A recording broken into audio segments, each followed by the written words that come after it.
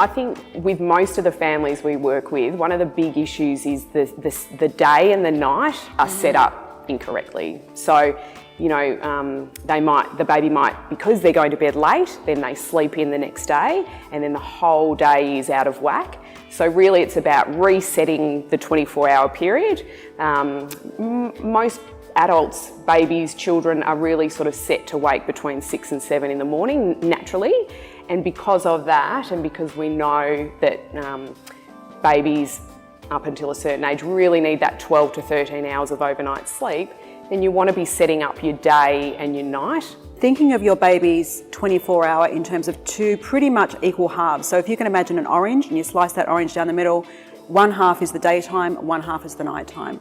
So that nighttime is, as we said, that bedtime of around 6 to 6:30 p.m. going through till between 6 and 7 the next morning. Their daytime starts from then and goes through until they get off to bed at 6 p.m.